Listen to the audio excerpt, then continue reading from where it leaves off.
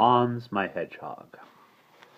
Once upon a time there was a peasant who had plenty of the world's goods, but rich as he might be, his happiness was not complete because he had no children with his wife. Often on the way to town, the other peasants would make fun of him and ask him why he had no children, and once he got angry, and when he came home he said, "I will have a child, even if it's a hedgehog." And so his wife bore a child that was a hedgehog, above and a boy below. And when she saw the child, she was horrified and said, "Now look what you've done! You have put a curse on us!" And the man said, "There's nothing we can do about it now. The boy must be christened, but we won't have any godfather." The woman said, "Nor can we call him anything but Hans My Hedgehog." When he was christened, the parson said, "He can't sleep in a regular bed because of his spikes." And so they made up a little straw for him behind the stove, and Hans My Hedgehog was put down on it.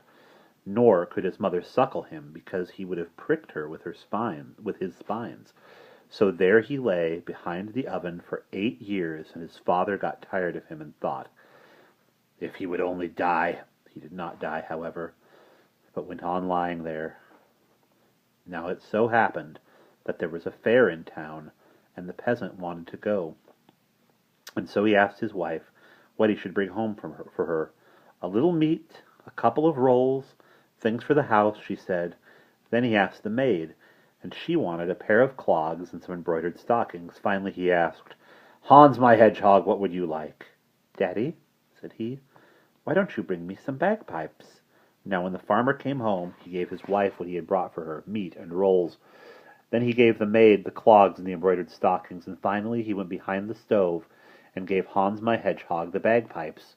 And when Hans My Hedgehog had his bagpipes, he said, "Daddy, why don't you go to the smithy and have them shoe my cockerel for me? Then I will ride away and never come back any more." The father was glad to be rid of him, and the cock was shod. And when that was done, Hans My Hedgehog got up on its back and rode off, taking with him pigs and donkeys to tend out in the forest. In the forest he made the cock fly him up into a tall tree, and there he sat and tended the donkeys and the pigs, and sat many years until the herds were very big, and his father didn't know anything about him. And sitting in his tree he blew his bagpipes and made music, and the music was very beautiful. Once a king who had lost his way came riding past and heard the music, and it puzzled him, and he sent his servant to go and look around and see where it might come from. The servant looked all around, but saw nothing except a little animal sitting up in a tree. It looked like a cock with a hedgehog sitting on top of it, and that's what was making the music. And so the king told the servant to go and ask him why he was sitting there, and if he happened to know the way home to his kingdom. And so Hans My Hedgehog climbed down from the tree, and said he would show him the way if the king would sign over and promise to give him the first thing that came to meet him when he arrived at his palace. The king thought, "I can easily do that. Hans My Hedgehog won't understand a word, and I can write down anything I want." And the king took pen and ink, and so the king took pen and ink and wrote something down. That done, Hans My Hedgehog showed him the way, and he arrived home safely. Only his daughter, seeing him from afar, was so happy she ran to meet him and kissed him, and he remembered Hans My Hedgehog and told her what had happened, and how he was supposed to sign over to a strange little animal the first thing that came to meet him when he arrived home, and how this animal had sat astride a cock the way you would sit on a horse, and had made beautiful music. And what he had written was that he should not have it, because Hans My Hedgehog couldn't even read. The princess was glad, and said it was just as well, 'cause she never, never would have gone.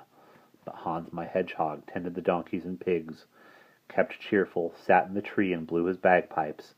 Now it so happened that another king came riding by with his attendants and runners, and had lost his way and did not know how to get home because the forest was so very large. He too heard the beautiful music from far away, and asked his runner what it could be, and told him to go and take a look. And so the runner went and stood under the tree, and saw the cock with Hans My Hedgehog sitting on it. The runner asked him what he was up to up there. "I'm tending my donkeys and pigs, and what can I do for you?" The runner told him that they were lost and didn't know how to get home to their kingdom, and could he show them the way. And so the cock and Hans My Hedgehog came down from the tree, and he promised to show the old king the way home if the king would promise him the first thing that came to meet him in the royal palace. The king said yes, and made an agreement with Hans My Hedgehog in writing, promising that he should have it. That done, Hans My Hedgehog rode ahead on his cock and showed him the way, and the king reached the kingdom safely. When he came to the palace, there was great joy. Now the king had an only daughter, and she was very beautiful, and she ran to meet him, threw her arms around his neck, and kissed him, and was happy her old father was home again. And she asked him where in the whole wide world he had been all this time, and he told her how he had lost his way and might never have come back at all. But as he was riding through a great forest, there had been someone half like a hedgehog, half like a man, sitting astride a cock in a tall tree, who made beautiful music, and he had helped him and showed him the way. But in return he had promised him the first thing that came to meet him in the royal palace, and that was she. And now he was very sorry, but she promised him that she would gladly go with him, and when he came, for her old father's sake. But Hans My Hedgehog went on tending his pigs, and his pigs got more pigs, and there got to be so many that the whole forest was full of pigs. And so Hans My Hedgehog did not feel like living in the forest any longer, and sent a message to his father to have all the stables in the village cleared, because he was coming with a herd so big that whoever felt like butchering could butcher.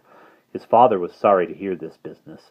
He thought Hans My Hedgehog had died long ago, but Hans My Hedgehog mounted his cock, drove his pigs ahead of him into the village, and had them butchered. Well, there was even a slaughtering and a hacking. Well, was there ever a slaughtering and a hacking? One could hear it at 2 hours' distance. Afterwards, Hans My Hedgehog said, "Daddy, have the cock shod for me again at the smithy, then I'm going to ride away and never come back as long as I live." And so his father had the cock shod, and was glad that Hans My Hedgehog was not coming home any more. Hans My Hedgehog rode off into the first kingdom, where the king had made a proclamation that if anyone came riding on a cock and carrying bagpipes, everyone should hit and stab and shoot him to stop him from coming into the castle. Now when Hans My Hedgehog came riding up, they rushed him with their bayonets, but he set spur to his cock and flew over the gates and straight to the king's window. There he let himself down and called to the king to give him what he had promised, or he would take his life and his daughter's life as well. And so the king coaxed his daughter to go to him and save his life and her own. And she dressed herself all in white, and her father gave her a carriage with 6 horses and splendid attendants and great treasure. She got in and sat down beside Hans My Hedgehog with his cock and bagpipes, and they said goodbye and drove off, and the king thought he would never see her again. However, it did not turn out as he had imagined, because when they got a little way out of the town, Hans My Hedgehog took off her beautiful clothes and pricked her with his hedgehog skin till she was all bloody, and said, "This is my reward for your treachery. Go away, I don't want you." And with that he chased her home, and she was disgraced her life long. But Hans My Hedgehog rode on, astride his cock and carrying his bagpipes, to the kingdom of the second king, whom he had shown the way. This king had proclaimed that if anyone like Hans My Hedgehog came along, they should present arms, shout hooray, escort him in, and bring him to the royal palace. Now when the princess saw him, she was horrified, because he did look so very peculiar, but she thought there was nothing to do about it, because she had given her promise to her father, and so she welcomed Hans My Hedgehog, and they were married, and he had to sit at the royal board, and she sat at his side, and they ate and drank. Now in the evening, when it was time to go to bed, she was frightened of his prickles, but he told her not to be afraid. Nothing would hurt her, and she asked the king to send 4 men to stand guard outside the door of the room and build a great fire, and when he went in to go to bed, he would crawl out of his hedgehog skin and leave it lying in front of the bed, and then the men should rush in and throw it into the fire and stay until the fire had consumed it. Now when the clock struck 11, he went into the room, stripped off his hedgehog skin, and left it lying in front of the bed. And the men quickly came and fetched it, and threw it into the fire. And when the fire had consumed it, the curse was broken, and there he lay in the bed, a human, except that he was coal-black, as if he had been burned. So the king sent for his physician, who washed him with good salves and anointed him, and he became white, and was a beautiful young gentleman, probably beautiful before, too. When the princess saw him, she was glad, and the next morning they rose joyfully, ate and drank, and only now was the wedding celebrated in earnest, and Hans My Hedgehog received the kingdom from the old king.